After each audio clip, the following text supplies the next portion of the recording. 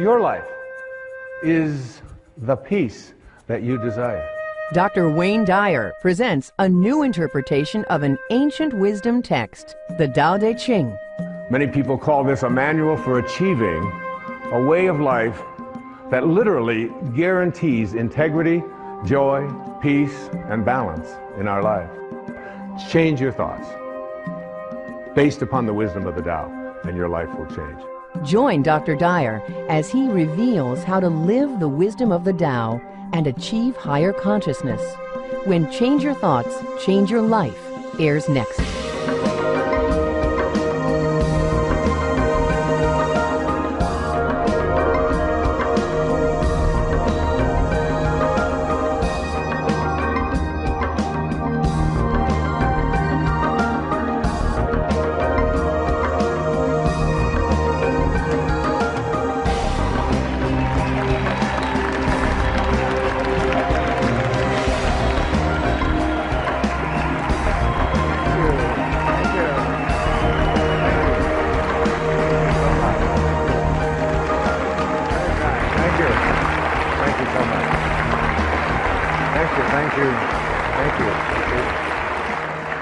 Thank you so much. It's so wonderful to be back on public television. It's now 10 years we've been creating public television programs. It's been a wonderful journey. I obviously support public television. It's a way to bring higher consciousness to our entire country, and I'm proud and pleased to be here. This is a program about changing your life. Not in the traditional way that we think of when we think about changing our lives. Usually that means changing your behaviors, retraining yourself, getting new habits, going out and trying them out and changing your life. This is about changing your thoughts, and then your life will change. Change your thoughts, change your life. It's the name of this program, it's the name of the book. It is something that I very strongly endorse, that we have within us the ability and the capacity through the way that we use our minds and the way that we process things and events to make our lives totally shift and change around. And I can tell you that it doesn't make any difference what age you are, whether you're a teenager watching this or whether you're someone in your 60s, 70s, 80s, or anywhere along the way. You can make that change. And I'll tell you, it happened for me. 2 years ago, on the 10th of May, I turned 65, and the next day, on the 11th of May, I had a life-changing thing take place for me. I changed the way that I was thinking about who I am, about what kind of a man I am, about what kind of a person I intend to be for the rest of my life and where I'm going. And something began to resonate with me that I had to make a shift and make a change at the age of 65. I had a wonderful office, which was really a townhouse. It was filled with over 20,000 books. It was filled with clothing. It was filled with records of all kinds. It had pictures on the wall. I had awards that I had received over the years, and everything that I had accumulated, literally, in this physical world, had accumulated in that office. I turned the key and handed it to my manager, Maya, who's been with me for almost 30 years, and I said, I would like you to sell everything or distribute everything that's in there. Sell the townhouse, get rid of it. Take all the records, all the books. I got rid of my shoes. And I left it all behind and turned it over to her to get rid of everything. I detached myself from a lifetime of accumulations, and I moved full-time to a place over in the middle of the Pacific Ocean on one of our great islands called Maui. And in the next months, I began to get a lot of things coming to me about what my life was to unfold, things that I wasn't even expecting. And I think about this idea about what age you are and whether or not changes and shifts can be made, and how difficult so many people attribute this to, they say it's just, that's an impossibility. I couldn't possibly do that. I'm so attached to all of these things. Or I'm too old. I've been living in the same place too long, whatever it might be. Right here in this audience is one of the women that I revere, I think more than any other woman I can think of in the professional world. At the age of 60, she changed her thoughts, and her life changed dramatically. She started a publishing company called Hay House, which is one of the world's largest publishers of spiritual and higher consciousness materials. She wrote a book called You Can Heal Your Life. She's here today. Her name is Louise Hay. Louise, would you stand up and be acknowledged?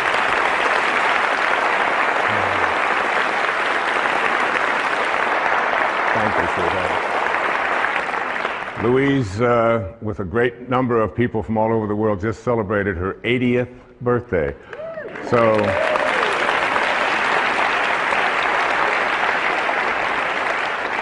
I should look so good even at 60, all right? And I'm just so deeply honored that you're here, dear. Thank you. What happened for me in the next few months was absolutely life-changing. I had a friend tell me who was severely addicted to all kinds of drugs and alcohol, who was basically very close to death. He refused all kinds of treatment. He wouldn't go through the programs and so on. But he read a book, and the book was called The Tao Te Ching. The Tao Te Ching. T-A-O-T-E-C-H-I-N-G. Tao Te Ching. Tao in ancient Chinese means the way, the great way. Te is the term that means the application of or the virtue of. And Qing, in ancient Chinese, means book. So it's the book for applying the virtue of living the way. That's what this book means. And he told me that, and I thought, I've heard of the Tao Te Ching, I've heard of Taoism, I'm familiar with that. I had read about it when I was in college. I'd even lectured a little bit about it when I was teaching at a university in New York City, at St. John's University. It was something that I had sort of a cursory awareness of. But it wasn't something that I was really profoundly interested in.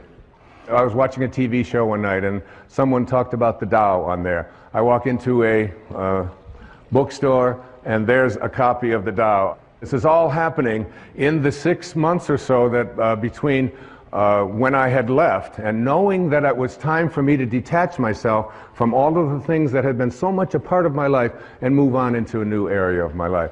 So I couldn't resist it any longer, and I said, I really want to read the Tao, and I'm going to take the next year, a full year, and in that year, what I would like to do is I would like to read each verse. There are 81 verses in the Tao Te Ching. You can read it in an afternoon, but you can study it for a lifetime. And in the studying of this, I said I would like to just take those 365 days for the next year, and in every 4 days, I am going to read one verse. Some of them are only 4 lines long. Some of them are 12, 16 lines long. I'm going to create for myself a way of seeing if I can live this Tao. And what I did was I would read it, then I would meditate on it, I would walk on it, I would go swim on it. When I would do yoga, I would practice it, and then I would sit down after the 4th day. And I had a picture of the man who was considered to be the author of this, although there's no historical actual record of his name is Lao Tzu. This is the visage that I looked at. This is the image of an artist's drawing of Lao Tzu. In ancient Chinese means old man. Old man. He was the old man who was living in China in the time of the warring states, and he decided he didn't want any more to do with war and violence and hatred and killing and all of the things that were so much a part of his world. And he got on his oxen and he left, and before he left to go off and be by himself, he dictated some 5,000 Chinese characters, these 81 verses that became the Tao Te Ching. There are some people who call the Tao Te Ching the wisest book ever written. If you Google this thing called the Tao Te Ching, this thing called the Tao Te Ching, you'll come up with over 1,300,000 hits on the Tao Te Ching. Not only that, there are 14,000 translations of the Tao Te Ching that I have come across. So what I did is I took 10 of those translations, the ones that seem to be the most relevant, the ones that seem to have the most meaning to those people who lived in this part of the Western world, and I combined them into what I consider to be the most useful translation of the Tao Te Ching. And each morning I would get up and I would look at this picture and I would ask, what is it that you would say to the people who are living now at this time, given the conditions that we have in our life right here? What is it you would do? Many people call this a manual for achieving a way of life that literally guarantees integrity, joy, peace, and balance in our life. Now, there was a man who was a contemporary of Lao Tzu. His name was Confucius. He was many years younger than Lao Tzu, but he kept hearing about this old man who had all of this great wisdom. And one day, he decided that he was going to go, legend says, and visit Lao Tzu. And he spent a full day listening to this man, because Confucius was someone in China who was trying to lay down all the rules of etiquette and how to conduct yourself and trying to dictate to the people what they should be. Lao Tzu had nothing to do with any of that. And when he went to see Lao Tzu, he came back and he talked to all of his people, and this is what he said. He said, "Of birds, I know they have wings to fly with. Of fish, that they have fins to swim with. Of wild beasts, that they have feet to run with. For feet, there are traps. For fins, there are nets. For wings, arrows. But who knows how dragons surmount wind and cloud into heaven? This day I have seen Lao Tzu, and he is a dragon." And there he is, a dragon. And a dragon in ancient Chinese was a picture of someone or something that was so mysterious and so difficult to comprehend, because it could always be something else. There was a great teacher who came many years after that. His name was Rumi, who was Jalaluddin Rumi, who was a great poet, a Persian poet in the 14th century. And he had a line. He said, "The day that you were born, a ladder was set up to help you to escape from this world." I believe that the Tao Te Ching and this thing that I have done, this Change Your Thoughts, Change Your Life effort that I spent 1 full year on every single day, doing exactly what I just said, is a ladder that will help you to return. In the Tao, there's a very famous line. The 40th verse of the Tao says, "Returning is the motion of the Tao." Returning is the motion of the Tao. So that all of us came from a divine spiritual essence, invisible. Everything in the world of form emanated from something that is formless. There was a split second when you went from non-being to being. And what Lao Tzu was trying to teach was to be able to return to that place from which you came and live your life from the spiritual perspective and become a God-realized being. Another great poet, T.S. Eliot, once said, "We shall not cease from exploration. And at the end of all of our exploring will be to arrive where we started and to know the place for the first time." For the first time. What I'm asking you to do, and what Lao Tzu seemed to be saying, was learn to die while you're alive, because you will ultimately return. All of us have a return trip, a round-trip ticket when we came in, didn't we? But if you could learn to die while you're alive, and there's a great story. I have to tell you this story. I want to read this story to you. It's a way to look at this idea of dying while you're alive. It goes like this. To die while we are alive gives us the only opportunity we will ever have to get outside of this package that houses us temporarily. There's an ancient parable that repeated generation after generation by the spiritual masters of India, which illustrates this point. Listen to this wonderful story. A traveler from India went to Africa to acquire some local products and animals, and while in the jungle, he saw thousands of beautiful, multicolored talking parrots. He decided to capture a talking parrot and take it back as his pet. At home, he kept his parrot in a cage, and he fed him, and he gave him wonderful seeds and honey, and played music for his pet, and generally, he treated him very well. When it was time for the man to return to Africa 2 years later, he asked his parrot if there was any message that he could deliver to the parrot's friends who were back in the jungle. Well, the parrot told his master to say that he was very happy in his cage, and that he was enjoying each day, and to convey his love. Well, when the traveler arrived back in Africa, he delivered the message to the parrots back in the jungle. Just as he finished his story, a parrot with tears welling up in his eyes fell over dead. The man was alarmed, and he decided that the parrot must have been very close to the parrot in the cage, and that this was probably the reason for the sadness and for his demise. When the traveler returned to India, he told his pet what had happened. As he finished his story, the pet parrot's eyes welled up with tears, and he kneeled over dead in his cage. The man was astounded, but he figured that his pet died from the despair of hearing of the death of his close friend back in the jungle. The trader opened up the cage and tossed the dead bird outside onto the trash heap. Immediately, the pet parrot flew up to a branch on the tree outside. The trader said to him, "So you're not dead after all. Why did you do that? You tricked me."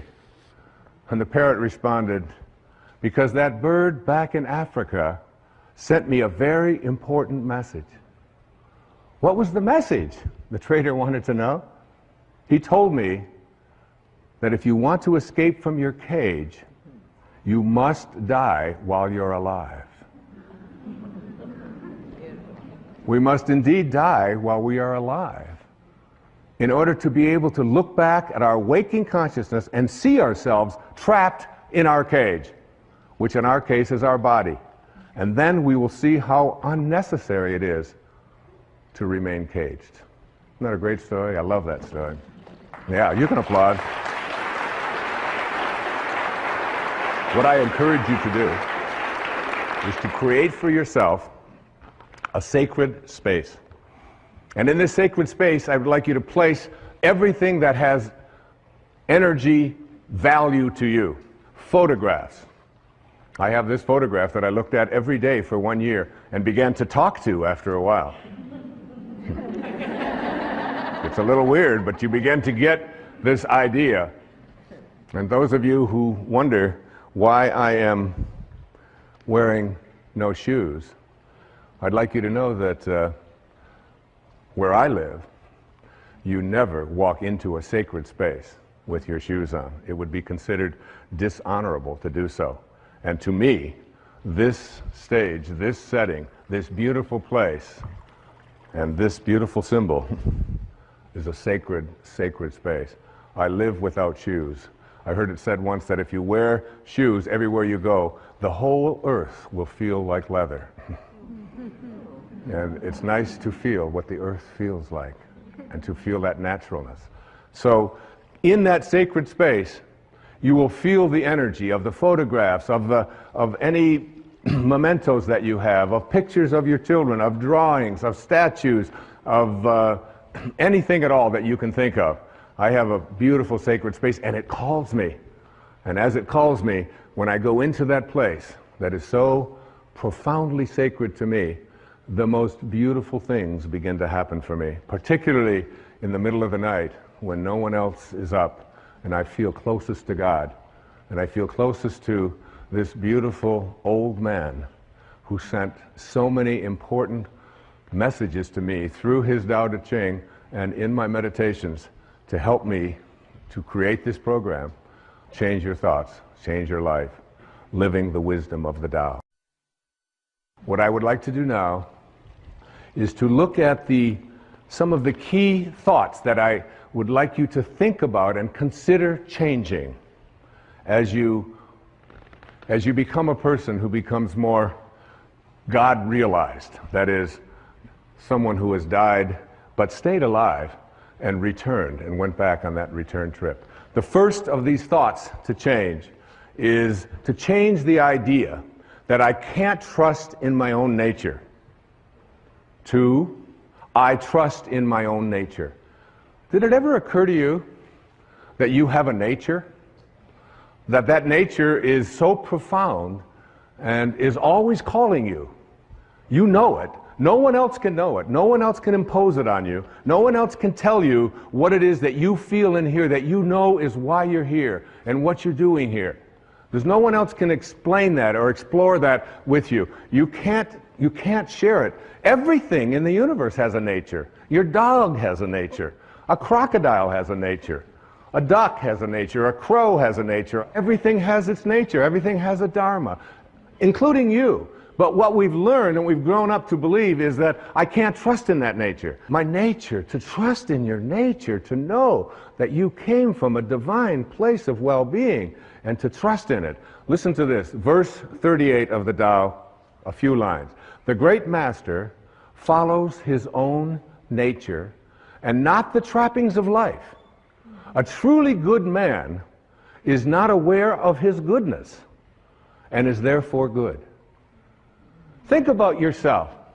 The first moment of life, the very first moment, that speck when you went from nowhere, N-O-W-H-E-R-E, to now here, N-O-W-H-E-R-E, from nowhere to now here. Same thing, just a little question of spacing, just a little different spacing, all right? So you went from nowhere, now you're in now here, and where do you think you're going? Nowhere. Right? Back to nowhere. Who out there watching, who in this audience isn't going back to nowhere? That's where we're all headed, back to nowhere. So in that split second, then you lived inside your mother's womb for 9 months. And in that 9-month period of time, you trusted your nature.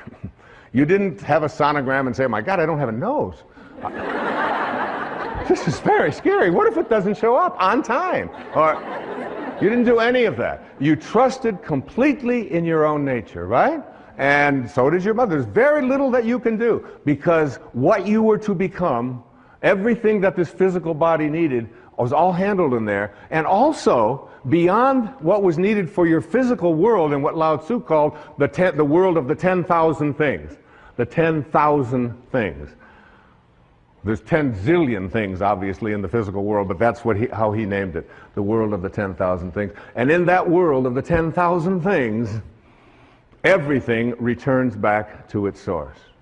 But while you're in that place, and why wouldn't you believe, even maybe for a second, that not only was my physiology all handled for me, but everything else that I needed, if I could just stop interfering with it and stop other people from doing it, that everything I needed. And that's a big part of understanding change your thoughts, change your life. It's a big part of that. The idea that I have a nature that I can trust, not something that I have to be afraid of, and I can stop letting other people interfere with it as well.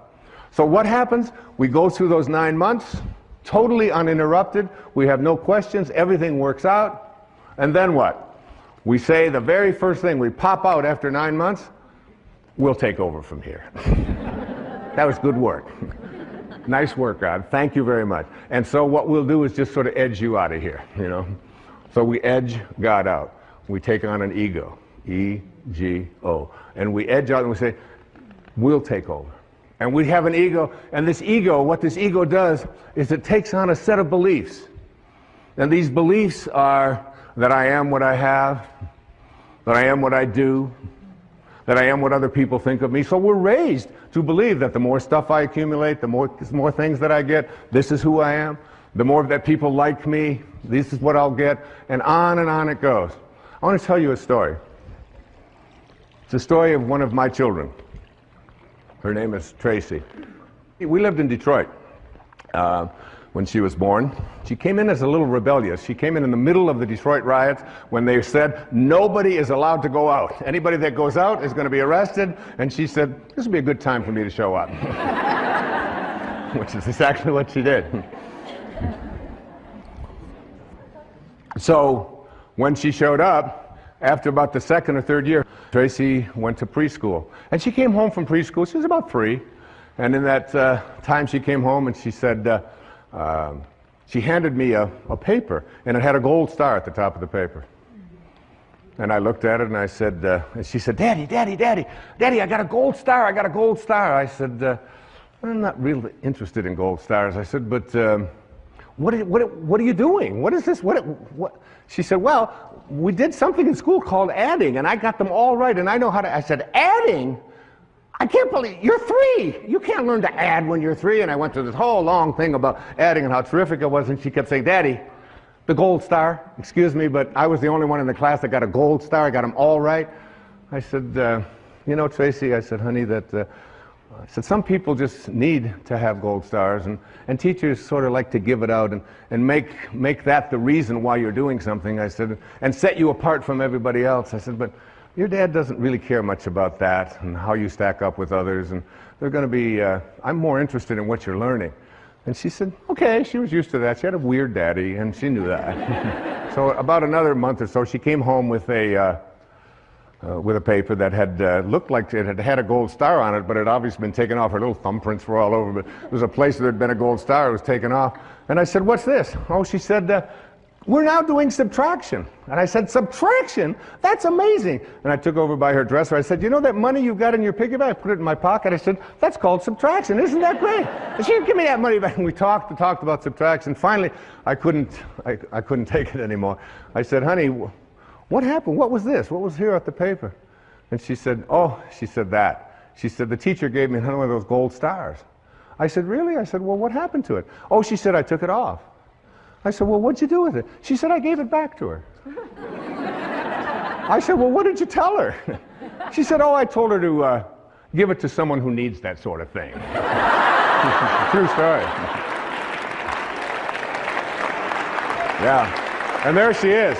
She's standing right here. She's going to be 40 this year, my daughter Tracy. So, what we have to do is learn how to take this ego of ours, this part of us that believes that who we are is what we have and what we do and what other people think of us. But remember, if you grow up believing that you are what you do, then when you don't, you aren't. And if you believe that you are what you have, when it's gone, you aren't. And if you believe that you are what other people think of you, your reputation, which we raise people to believe, I have to be concerned with what other people think of me. Take this ego and retrain it. And one of the ways that you do to retrain it is, first, you take this idea that the ego has of fear. What are you afraid of? Anybody out there, what are you afraid of? Shift from fear to curiosity. Become curious about what you're afraid of. That's what Lao Tzu taught me. Become curious about what you're afraid of. You're afraid of flying? Get curious about that. Get interested in that. You're afraid of snakes, you're afraid of disapproval, you're afraid.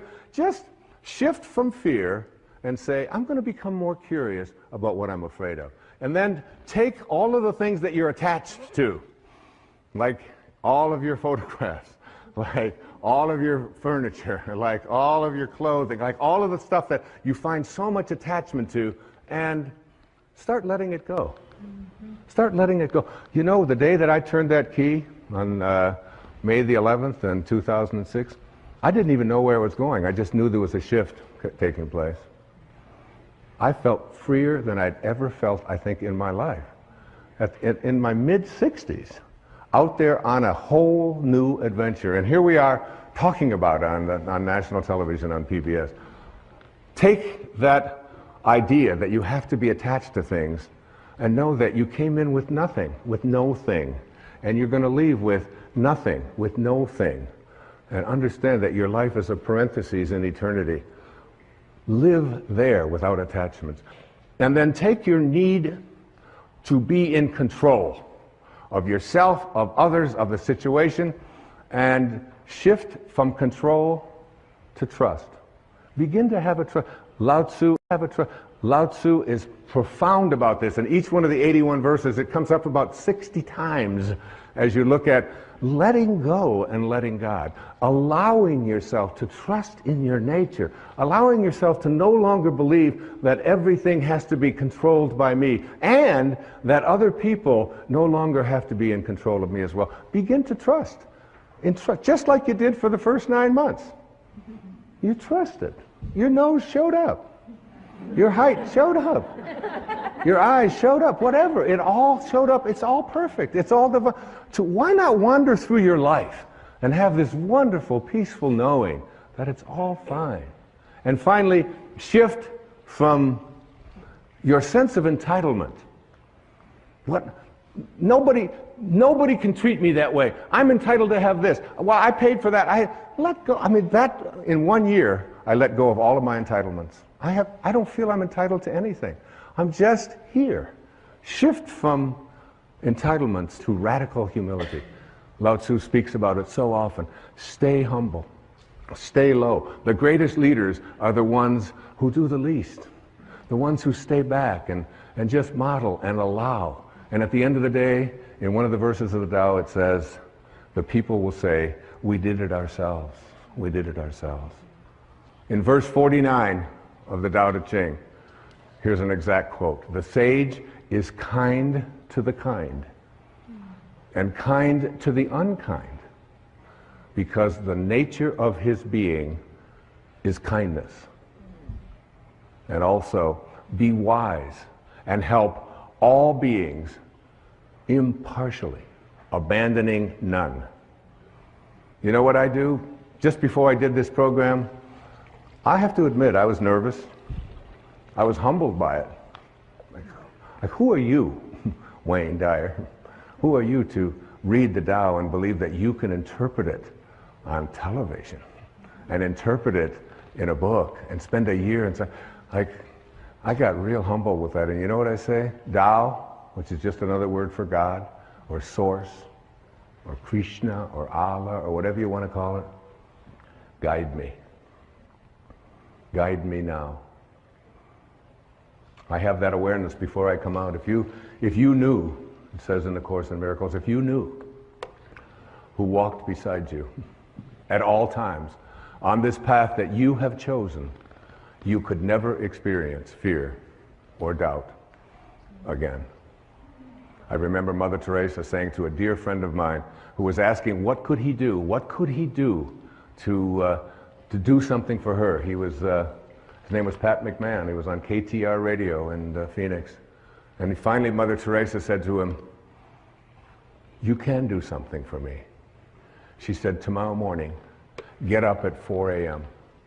and go out onto the streets of Phoenix and find someone who's living there who believes that he's alone, and convince him that he's not. That's what you can do. That's how saints talk. That's how Lao Tzu spoke. Okay, let's go on to the next thought. To change. So you're changing from not trusting in your nature to trusting in your nature. You change your thought from I need more to what I call living contentment. What is this thing about more? It's the mantra of the ego, isn't it? I have to have more. I have to collect more stuff. I have to have more friends. I have to have more money. It's more, more, more, more, more. When where you came from nowhere. You don't need anything. It's a continuous bombardment that we are all exposed to in this whole world of believing that we have to have more. It's one of the reasons why I love public television so much. You don't see ads on PBS. You don't have to be constantly exposed to the idea that you have to have more and you have to get more, and if you don't have this, then you're not complete, and so on. So we get bombarded with this idea of attracting more. And Lao Tzu says, live contentment. Live in a state of being contented. Here's verse 81, the last verse of the Tao Te Ching. My favorite translation of it, and I put it right into the book. Sages do not accumulate anything, but give everything to others. Having more, the more they give. It's a great lesson. My son Sands, who's You know, we're very, very close. We just spent a couple of months together over in Maui, just being together, just being. It was a divine time. And he came home with, it was last summer, he came home with 4 T-shirts that he loved. And I said, well, honey, I said, which one do you like the best? He said, well, that one over there, that blue one, it's got the writing, and it's got the drawing, and it's got a surfer, and it's got, I said, that's great. I said, I'd like to have that one. He said, no, Dad, that's my favorite. That's the one I like the best. I said, I know. I said, that's the one. Would you mind if I had that one? He said, I would mind a lot if you had that one. He said, maybe you can have one. I'm not so crazy about this one over here. I said, so you're going to give me something you don't like? You know, I said, that's the one. I love that because we have the same taste. Could I have that one? He said, Dad, you're crazy. He said, you can't have my favorite T-shirt. I said, well, I want you to think about that. I want you to think about detaching and letting go and not needing to have more. And he's heard me talk about this stuff his entire life. So finally, he just, you know, I went in and I tried it on and I said, this thing looks so great. Looking in the mirror, you know, thinking, he said, Dad, that really is mine. I said, yeah. I said, but you're going to give it to me. He said, no. I said, yeah, well, just think about it, you know, because I'm your dad, and I'd really like to have this. And so he reluctantly parted with it. And so that evening, I was still wearing the shirt, and he looked at me and he said, that's my shirt. I said, you know, Sands, I said, you gave me the shirt. I said, I'm going to wear this shirt until you are happy that I have your favorite shirt. I'm never going to take it off until you are happy. He said, well, you'll be wearing that shirt a long time. I said, well, that's okay. So I wore it the next day. I got up. I slept in it that night. I got up I did. I got up the next morning. I put it on, and that Sands would come in and he'd look at me. I said, you're still not happy that you gave me something that you really love, because this is what it really means to be a sage. This is what it means to be a divine being, to be someone who's willing to depart with not the things they don't like, but what they do like. I wore it the next day. I wore it the next day. I wore it for 2 weeks. Take it off only to wash it, put it right back on. 2 solid weeks. Each one of my children will tell you. Finally, one day he said, Dad, I'm so happy. I am so thrilled that you have that T-shirt. I said, oh, that's great. I can finally take this thing off. I'm going to just give it away. But it's like, what a great lesson in that. The idea that you take, you know, there's a rule. It's called the 80-20 rule. And in the 80-20 rule, it says, everything that you have, all of your stuff, 20% of it is what you use.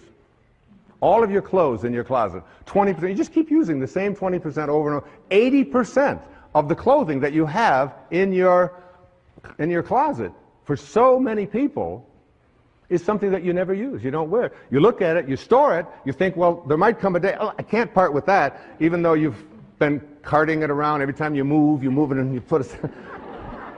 Take the 80% that you don't use, says Lao Tzu, and give it away. Give it away.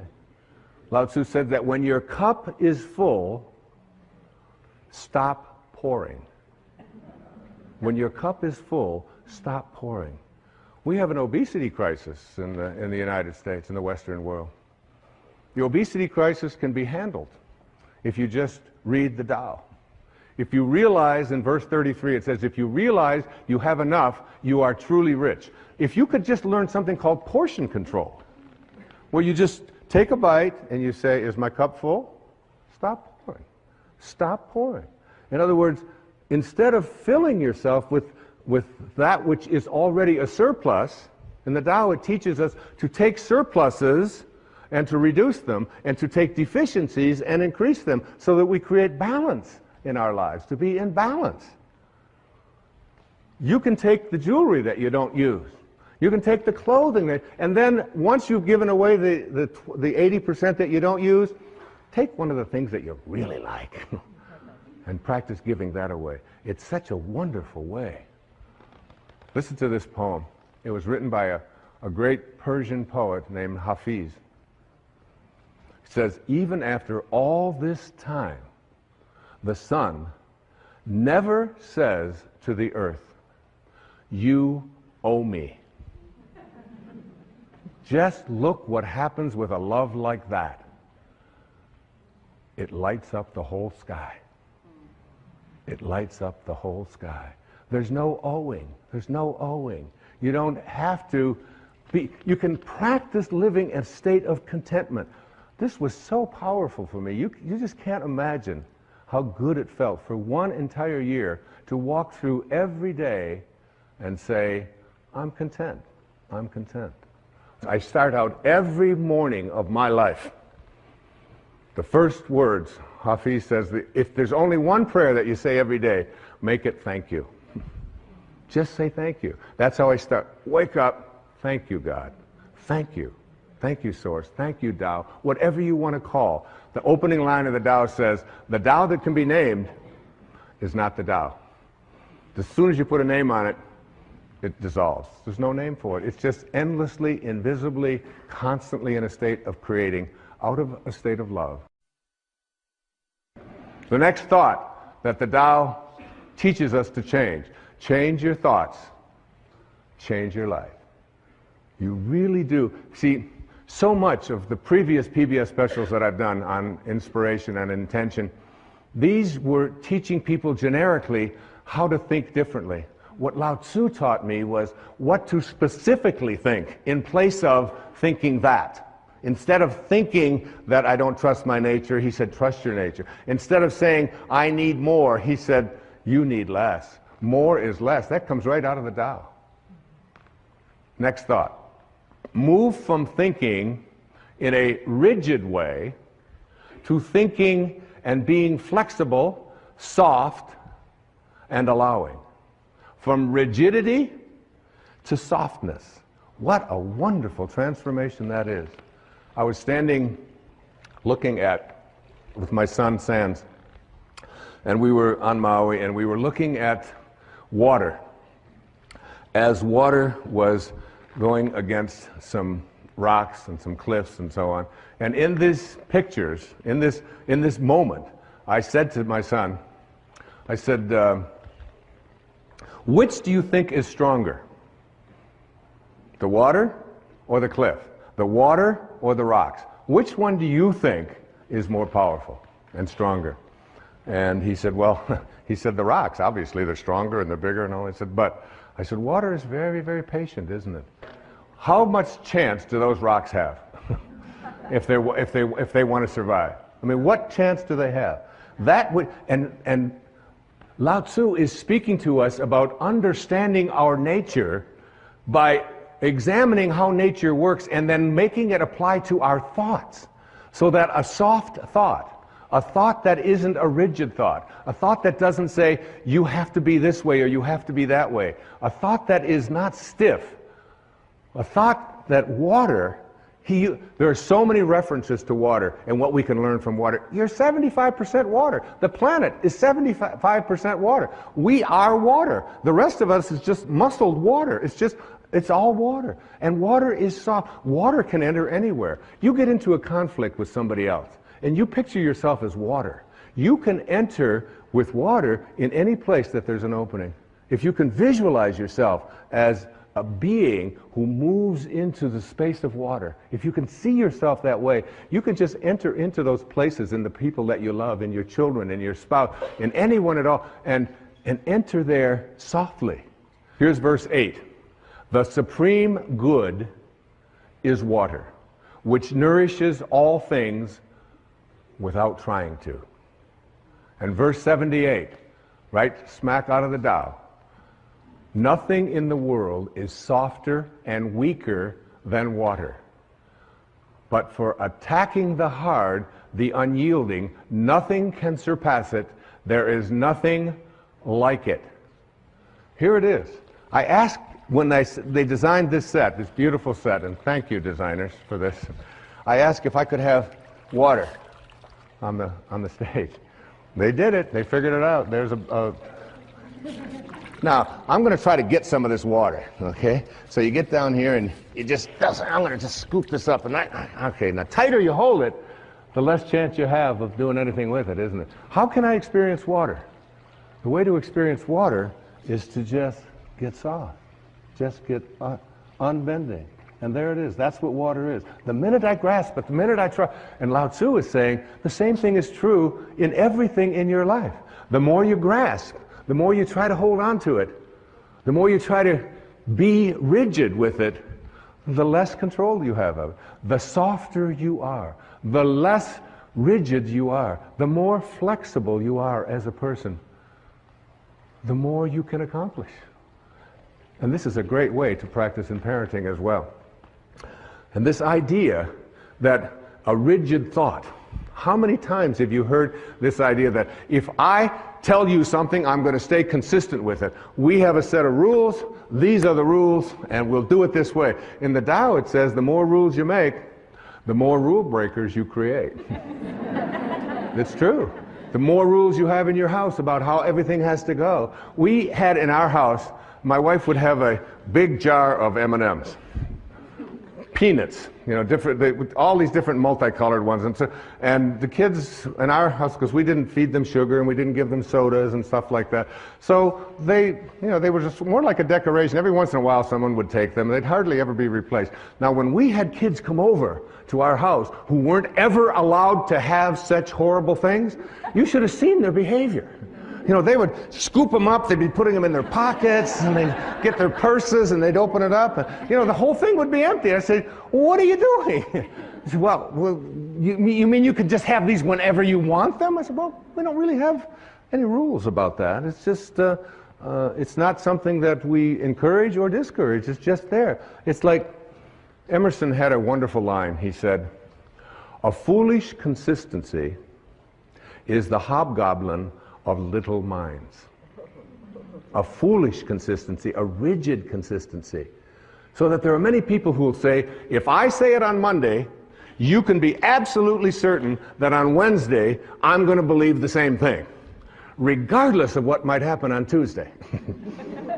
Now Tuesday might have something real that you might want to be changing your mind.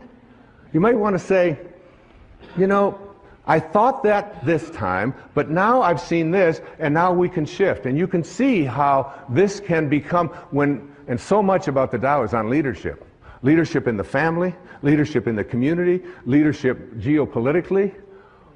Less rigidity, more openness, more willingness to listen and say, I changed my mind. Because a foolish consistency is the hobgoblin of little minds. And what I believed on Wednesday has changed because of what happened on Tuesday.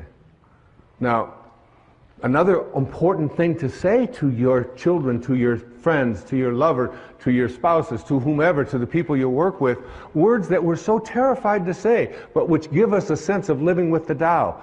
I don't know. I don't know. I'll look it up. Say it. I don't know. Doesn't hurt. Say it again. I don't know. Isn't it fearful? I mean, so many people, and it's like very freeing, because my kids ask me something, and I say, I don't know. They say, Dad, you know everything. You know everything. I say, well, I don't know that, and I'll look it up, or we'll try to find an answer to that, but I don't quite know. I know that even, you know, I spent 20 years running, and I ran every day for 20 years, for 22 years, without missing a day. 8 miles. Never missed a day. That's rigid, all right? Some call that obsessive.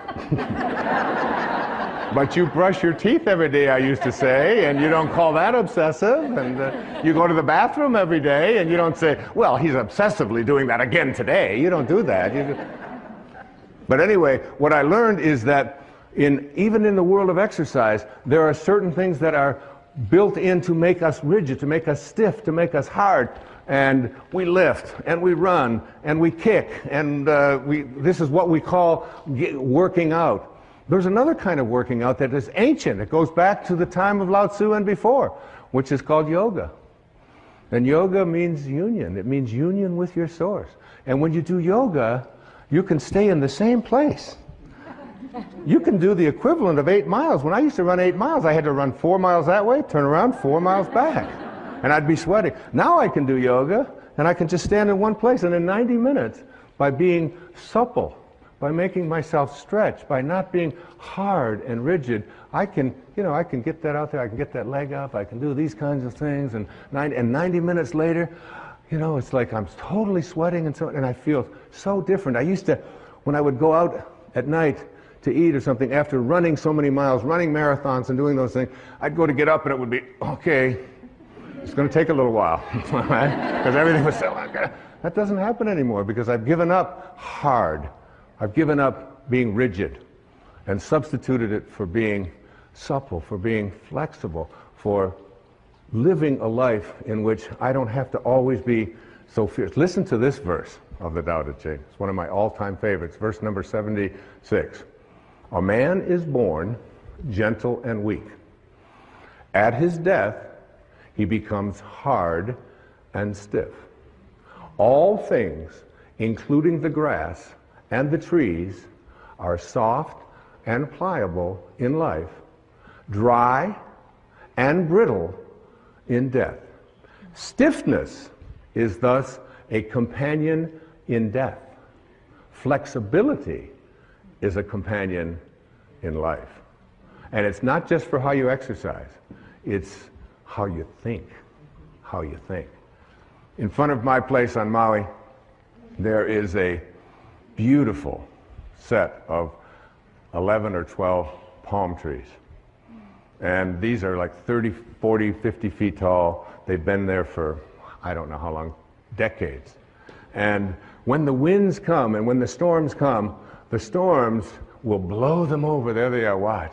And they're just these amazing elastic things. I learned so much from these things. I go out there, when I wrote the essay in the book on the verse 73, I just went out there with the palm trees and I would just commune with these palm trees, and they go all the way up and then they come all the way back. That's a symbol for how we need to think in our own lives. In verse 73 it says, "It is heaven's way to conquer without striving. It does not ask, yet it is supplied with all that it needs. It does not hurry, yet it completes everything on time." One of my favorite lines from the Tao, one of the favorite beliefs from the Tao is this, that you're doing nothing. All of you, you're doing nothing. You're just being done.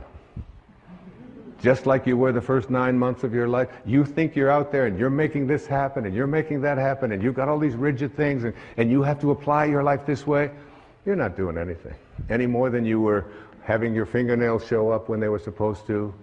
And look at you, look at all of you, look around, you know, it's like, you know, what held it in yesterday, you know? I don't know, I'm not doing anything. They fall out and they don't fall out no matter how hard I try to keep them in there. Finally my kid said, give it up, give it up.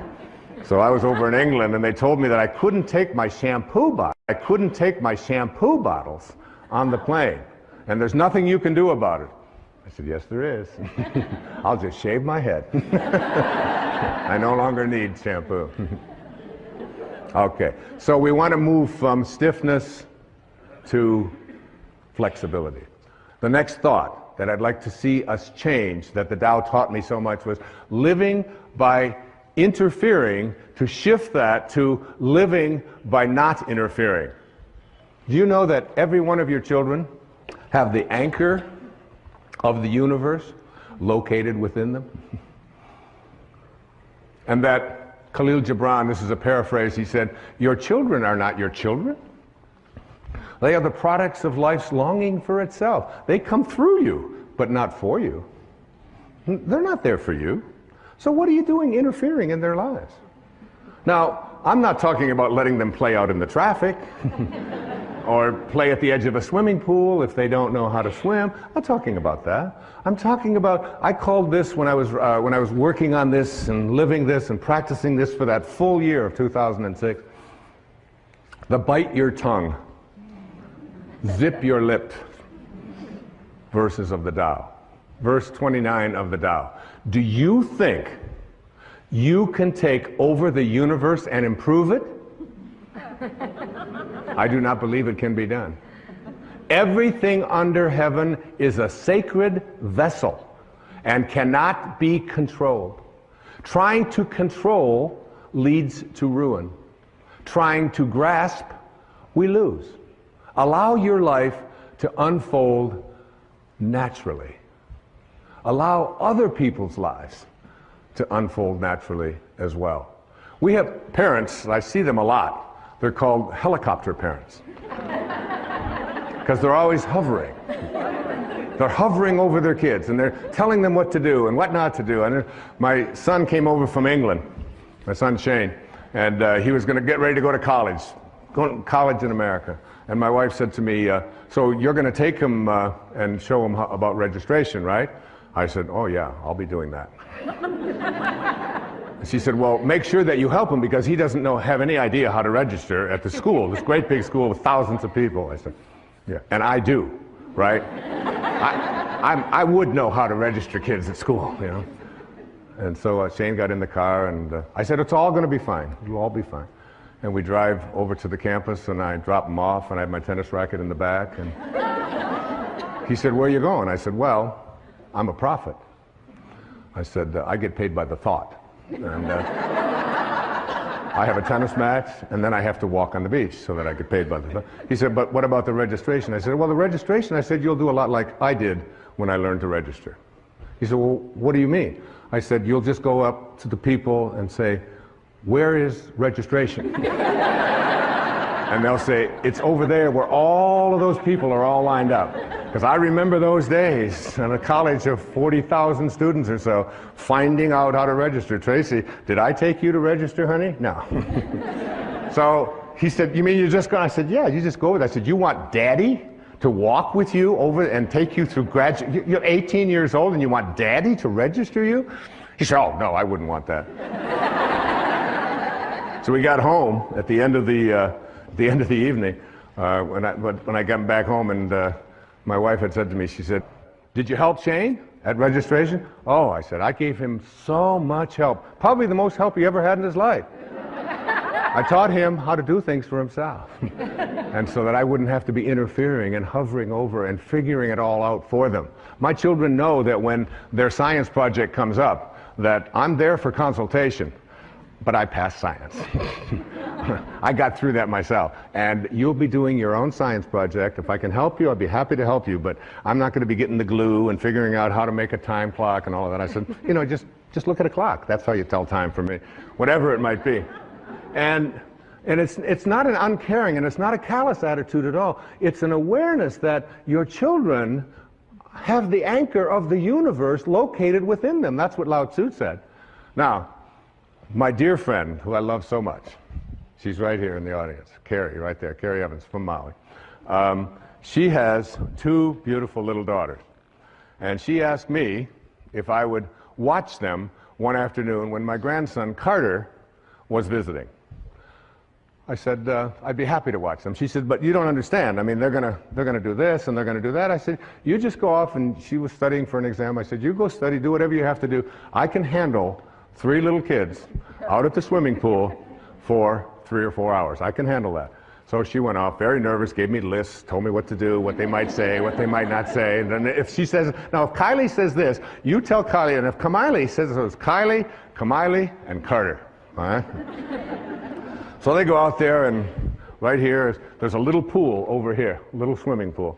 And I watch them over in the swimming pool, and Kylie takes the water and splashes my grandson, Carter, and splashes Kamiley, and Kamiley comes over to me and runs over within 2 minutes. Says, Kylie splashed me. Well, of course, I'm working on the Tao. Non-interference. And I said, splashing, honey, is in the way of things. When you're near water, splashing will take place. She said, yeah, but she splashed me. I said, you'll probably work this out. This will all be fine. And she stood there for the longest time with her little lip and so on, and finally she realized she wasn't getting anywhere with me. She went back. Before you know it, one of them had taken, now Kylie and Kamiley are teaming up against Carter. And they pushed him under or whatever. Now one of them is 5, and one of them is 4, and one of them is 7 or 8. And Carter comes running over as fast as he can, runs over. He calls me Bampa. I'm Grandpa. Bampa. Bampa, Bampa, Miley pushed me under the water. I said, Carter, I'm a Taoist master. But Bumpa, she pushed me. She put me under I said, you'll just have to work this one out, Carter. I'm a Taoist master. This went on all for the first hour or so. But I noticed as I was less interfering and less interfering that they were working it out. They tried again after a few times. They'd come over and they wanted this and they wanted them pushed and wanted that. But each time when I let them know that I was watching and making sure they were safe, but I wasn't going to interfere. I wasn't going to resolve it. I wasn't going to settle their disputes for them. I wasn't going to be a helicopter parent, even for an afternoon. And the way that it resolved itself was they had the anchor of the universe within them. They have a nature. They know what to do. One of my favorite things always to say to my children when there's a conflict is, you know what the right thing to do is. What do you think? You know. You have it in your heart. You are a divine being. They all know that. I've said those words to them over and over again. You'll figure it out. You'll work it out. Not I'm going to interfere. I'm going to tell them what to do. You can practice this so many places, so many ways in your life, particularly as parents, even in business. It's very important in businesses to allow the people to say at the end of the day, right out of the Tao, oh, we did that ourselves. We did it ourselves. In the Tao it says, there's a time for everything, and everything in its time. There's a time for everything. Listen to this. There's a time for being ahead, and a time for being at peace. There's a time for being in motion, and a time for being at rest. There's a time for being vigorous, and a time for being exhausted. And in the Bible, to everything there is a season, a time for every purpose under the sun. I practice, this was so helpful to me, particularly as I do my yoga practice. In my yoga practice, it's there are some very exhausting postures. I do this Bikram hot yoga, all right? So it's 105 or between 105 and 110 for 90 minutes. And there's one that I used to hate. It's called triangle, you know? And so you put your foot out here and then you do this and then you get yourself up and you go all the way down and you get yourself in balance like this. So you balance down, and you take your arms out here and then you take these like this, and it's 105 degrees in there. You take one and you're looking up here at your arm and you look and you look and you look, and then you bring it back and it lasts a full minute. And I used to just wait for that minute to be over. Oh, I'm like that. When are they going to bring me out of this posture? It was so exhausting. I started practicing what the Tao teaches. And I remembered there's a time for being exhausted. There's a time for that. And as I practiced that, I said, and there's a time for being at rest. And it's coming. Hopefully soon. But in your life, there's an awareness that there is a time for all the things that go on that you think shouldn't be happening. In the Tao it says that hidden in all misfortune is good fortune. Hidden in the misfortune that you have is good fortune, because no storm can last forever. Even nature cannot create a storm that lasts forever. Ultimately, hidden within every storm is calmness. Hidden within every flood is drought and dryness. Hidden within all of the storms of your life is the peace that you desire. And it leans on you if you stop telling yourself and just let yourself go with it, to be at harmony with it, rather than trying. You can see why this is called the wisest book ever written, and we're just touching on it here, just touching on this. Lao Tzu was green before Al Gore. He was. This is verse 39 of the Tao Te Ching. When man interferes with the Tao, the sky becomes filthy, the earth becomes depleted, the equilibrium crumbles, creatures become extinct, therefore nobility is rooted in humility. Finally, I'd like to say to you, in understanding this idea of the Tao, is to take time yourself for being in nature. Take an hour a day. Every day of your life, take an hour a day, no matter how busy you are, no matter what scheduling that you have, to get out in nature. Walk barefoot on the grass. Walk bare. It's one of the great ways to overcome an inability to sleep at night. Just go out when you can't sleep and just walk on the grass, walk on the earth, and reconnect yourself down. Go out and be with the tree and look at what you can learn from nature. Look at these trees. Look at these animals. You can study. Look at that. You can study a flower like that is so magnificent as it's unfolding. That's an actual photograph of this thing growing and unfolding there. Be with that. You have much to learn from nature, from water, from the sky, from the winds, from the trees, from the birds. The more you do it, the more you see yourself in all of them, the more you'll feel yourself as a connected being, living the Tao. Another thought to change. To change from thinking big to thinking small. It's so much of the Tao has in it statements that seem so paradoxical and so confusing to us. More is less. Less is more. Think small and get great things done. Accomplish great things. Listen to verse 64 of the Tao Te Ching. A tree that fills a man's embrace grows from a seedling. A tower 9 stories high starts with 1 brick. And here's the most famous line out of the Tao. A journey of 1,000 miles begins with what? The first step. 1 first step. Okay? So, today I can stand up here on this stage in this beautiful sacred place, in this beautiful yin-yang symbol, on this incredibly beautiful set that feels so much like nature. And I can say to you that in a very short time, this year, I will have completed 20 years without taking a drink of alcohol. 20 years, okay? Thank you. Now that's big. That's big. Because I drank every day. Not to get drunk, but I drank every day.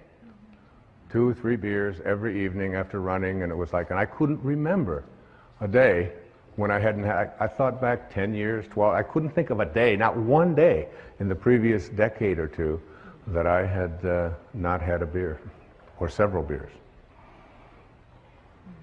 So that's big. And if I would have tried, if I'd have said to myself 20 years ago, Wayne, you're going to quit drinking for the next 20 years, I would have gone immediately and had a drink. Because it's just too big, isn't it? It's just too big. You don't do big things. You do small things and thus accomplish great things. It's a very important distinction to make. Whatever it is that you would like to create or contribute or become in your life, take 1 step. How did I let drinking go for 20 years? And I don't even know about tomorrow. I never think about tomorrow and whether I'm going to have a drink. All I know for sure is that this won't be the day. I do it 1 day at a time. That's how you overcome anything called an addiction in your life. You take it, you reconnect yourself to the source from which you came, which is a source of what? Well-being, isn't it? And you get back and return, get on the return trip and say, I am connected to well-being. And I'll do this 1 day, 1 hour, 1 minute, 1 second if I have to, at a time. And when you do it, I mean, it's behind in all of the programs for overcoming addictions, and all of the work of Bill W., all of the work of Alcoholics Anonymous, all of the work of any kind of addictions. It isn't just alcohol. It can be food. It can be addiction to your emails. It can be addiction to work. It can be addiction to so many things that so many people find that they can't get past. And to move themselves into a place where I think small. I ran 7 marathons in my running years. And about the 22nd or 23rd mile, you begin to ask yourself about your sanity. And what am I doing here? And my body is breaking down. But the way that you finish the marathon is not by saying, I'm going to run 26 miles. You don't do that, especially when you've still got 5 or 6 to go. You just say to yourself, can I put my foot in front of the next one? Can I take one step at a time? Can I do it one step at a time? And before you know it, you've accomplished great things. I watched my wife give birth to 4 children right there in her in the delivery room with her. And she does not, you know, when you have a baby, it takes 9 months, doesn't it? You don't say to yourself, oh my God, I gotta have a baby, I gotta get pregnant, I gotta deliver it, I gotta go through labor, because that'll just drive you. And there are people who do that. And it's a torture for them. But I watched her do it one moment at a time in labor. Not what's going to happen an hour from now, what's going to happen this afternoon, am I going to have the... none of that. And she did it all naturally because it was all... And her mind was so strong as she was doing it that I couldn't even penetrate. I couldn't even communicate with her. She was so focused on just being here. She would say, these are not labor pains. These are just signals. Just signal. And I can take this signal. I can do this for 1 minute. I can do this. It's the way everything gets done. I watch the great tennis players on the planet. Roger Federer, Pete Sampras, these people that are really masters at this game that I played for so many years, not even close to those kinds of levels. And they'll be in a tournament, they'll have a seeding, and they'll say, here's the first round, here's the second round, here's the third round. There's no such thing as playing the 4th round before you've played the first round. And then when you get to the first round, you don't go out there and say, well, I've got to beat this person in 3 sets. You say, I'm going to think 1 serve at a time. I'm going to think 1 point at a time. And every great athlete, I don't care who they are, they will always say, I can't think out there in big ways. I can only think small. Thinking small is what gets great things done. Verse 63. Achieve greatness in little things. Take on difficulties while they are still easy. Do great things while they are still small. The sage, one of my daughter's names, the sage, does not attempt anything very big and thus achieves greatness. Greatness comes from being in the moment, here, present, in the now. The sage confronts difficulties but never experiences them. This is the idea of thinking small. And finally, I'd like to see you change from this thought. Change from seeing yourself as separate to seeing yourself as connected to everyone and everything in the universe. Our ego tells us that we are separate, that who we are is this body that we have, and everybody out there is separate from me. Nothing has been more profound and more powerful. Ego tells us that we are separate, that who we are is this body that we have, and everybody out there is separate from me. Nothing has been more profound and more powerful, nothing has been more profound and more powerful and important for me than this verse of the Tao Te Ching. This idea that we are all one. That all of us emanated from the same source. And by doing so, by emanating from the same source, we need to see ourselves as connected to every single being, every single person, every single flower, every single tree, every single animal. If you can see yourself in everyone, we're all connected. It makes about as much sense to me to have a smoking section in a restaurant as it does to have a peeing section in a swimming pool, right?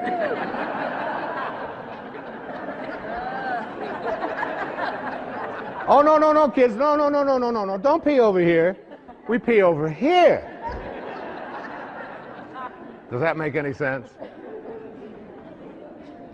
The Native Americans, one of my favorite quotes, I've used it many, many times. The Native Americans would say, no tree has branches so foolish as to fight among themselves. No tree has branches so foolish as to fight among themselves. We are all branches on a tree called humanity. when you read the Tao, when you read this idea about changing these thoughts and changing your life, you're going to see endless verses that speak to the absurdity of the idea of you having an enemy. The idea that you and anyone else on this planet is an enemy. In the Tao it says, I and enemy cannot exist in the same sentence. And he said, even those who go to war, the ones who will triumph in war are those who go to war without an enemy. And they will treat every victory in war not as something to celebrate, but as a funeral, as an indication that we haven't reached the highest place within ourselves to see that even those people that we judge to be our enemy are really connected to us. And it says in the Tao that a bad man is a good man's job, and a good man is a bad man's teacher. A good man is a bad man's teacher. So finding that and seeing that, listen to verse 10. Carrying body and soul and embracing the one, can you avoid separation? One who heeds this power brings the Tao to this very earth.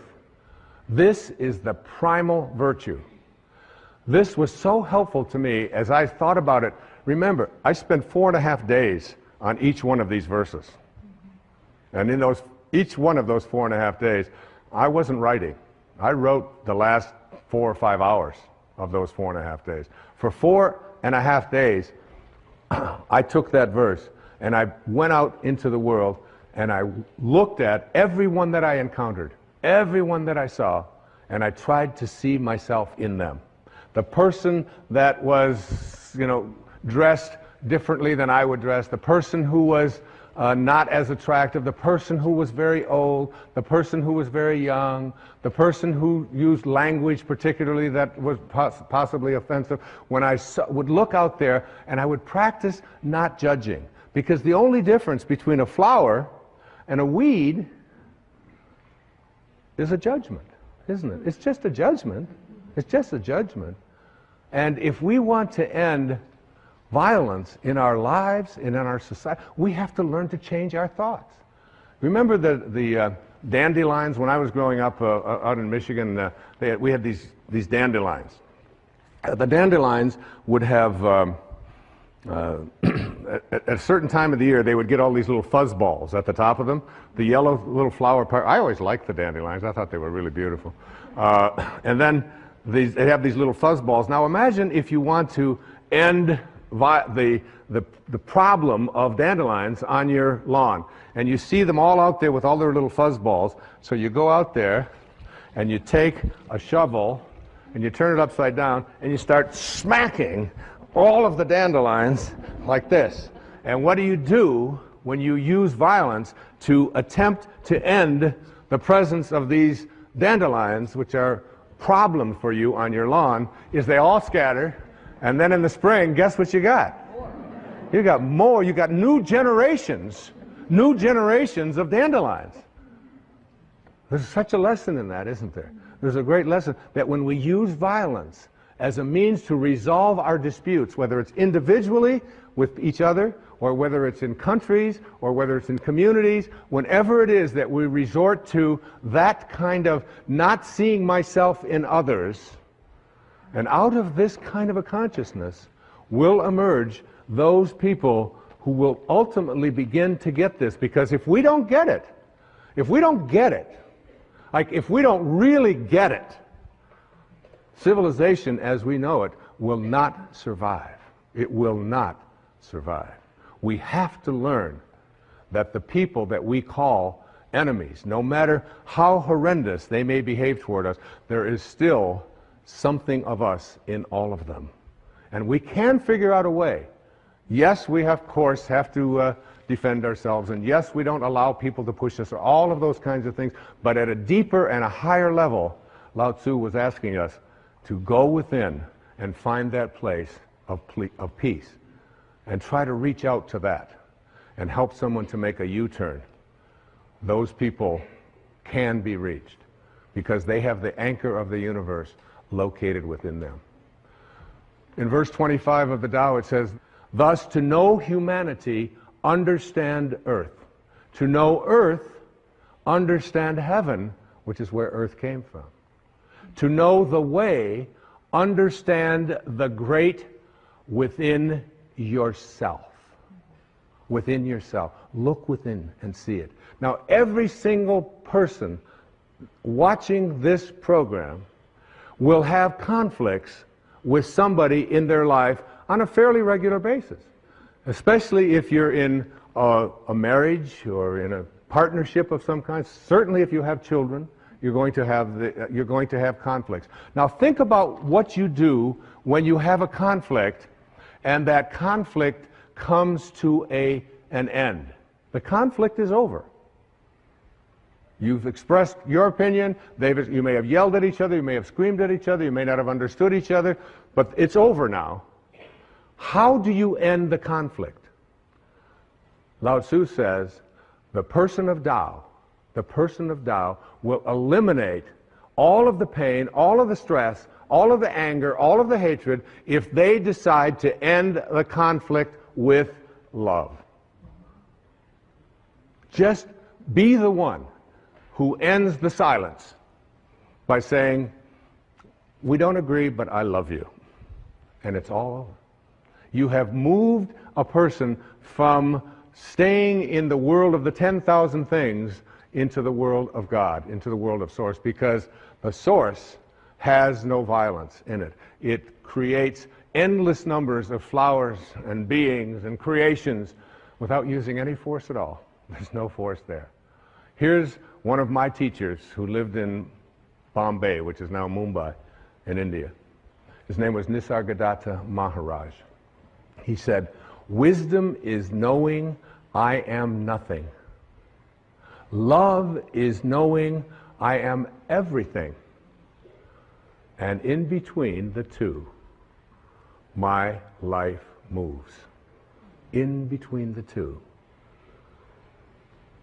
The ability to take a conflict and to end it with love is one of the most powerful things that you can do. It has been a great lesson for me. When we have a conflict, what we do is I will be the person that will pick up that phone. You can be certain of it. I will end that conflict with love. And guess what that does to the conflict? It's over. It's over. You can't pick a fight with someone who just doesn't want to fight anymore, who just sends you love. So I want to summarize some of these thoughts, and there are so many. Change your thoughts based upon the wisdom of the Tao, and your life will change. There's many principles to live by in the Tao. First, remind yourself that there is no way to happiness. Happiness is the way. Bring happiness to all that you do. You accomplish much by trying less. It's so inconsistent, isn't it, with what we lived in the Western world. But the less you try, when I go out and swim in the ocean, and I do it almost every day, I try to do between 30 minutes and an hour every day, being out there in that ocean. And I just get out there, and if I try less, my arms just seem to know what to do, and the breathing just all works, and and I can swim all day. As soon as I try, as soon as I struggle, as soon as I start trying, the minute that I move myself into trying, it's like if I were to take this little cap here and drop it right there and say, I'm going to try to pick this up. I'm going to try to pick this up. This is what Lao Tzu was speaking about. So all of this, I'm trying, I'm really trying. All of this is called, in reality, not picking it up. That's what that's called, not picking it up. But when I just get easy and do less. See yourself, the Tao says, in everyone you encounter. A great lesson.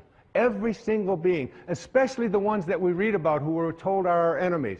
See yourself in them. Know that whoever they are, wherever they live, they want what we want. They want what I want. They want to be at peace. They don't want to be always struggling. They don't want to be sick. They just want to be loved, whoever they are.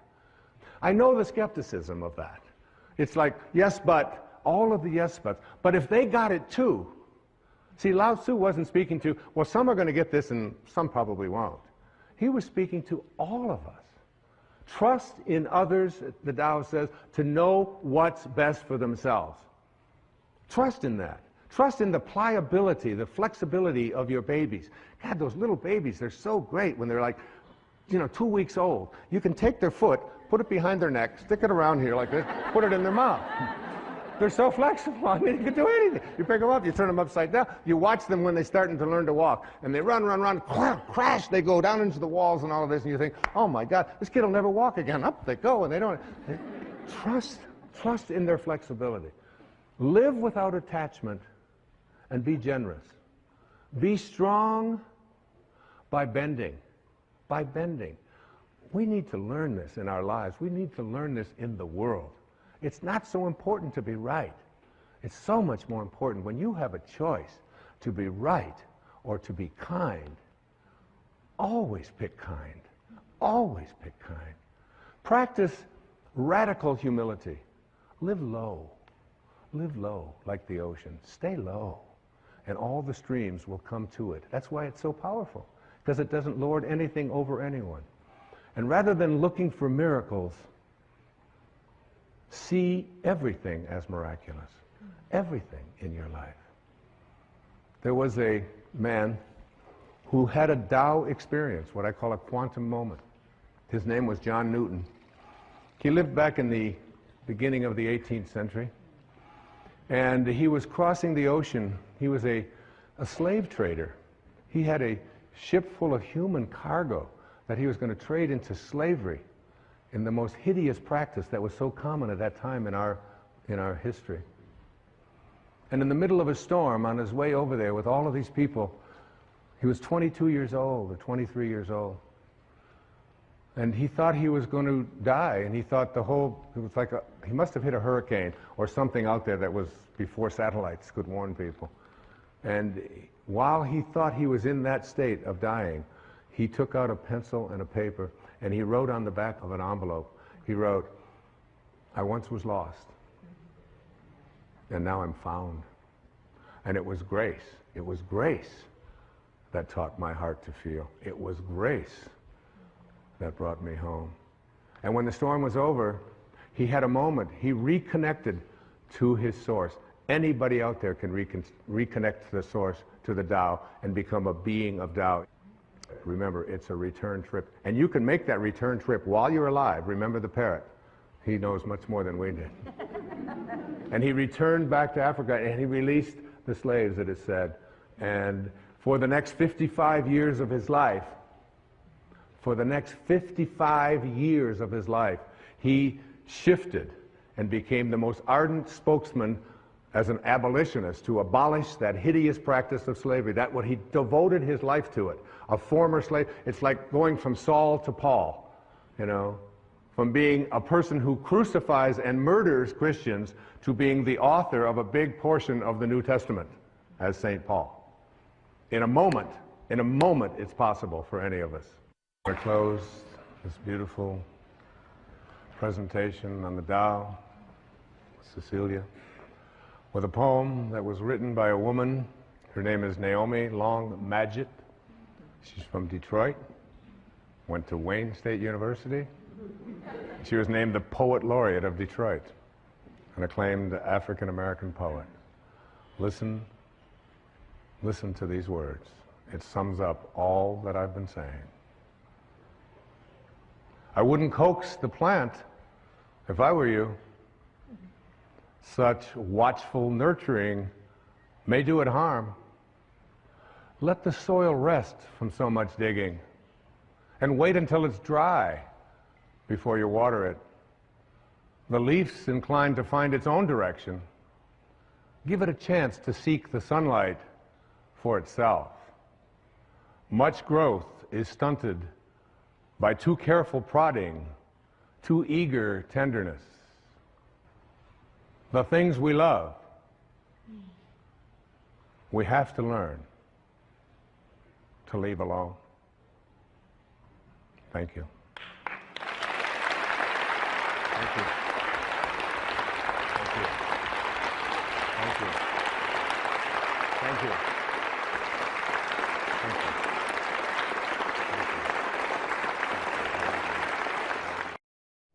And since I have been a person who has never, ever listened to any advice that adults ever gave me throughout my life about what I should do with my life, because I believe it's something that you have to own yourself, I said, why? And she said, well, I want to sing. I've always just wanted to sing. It's the only thing that's in my heart is singing.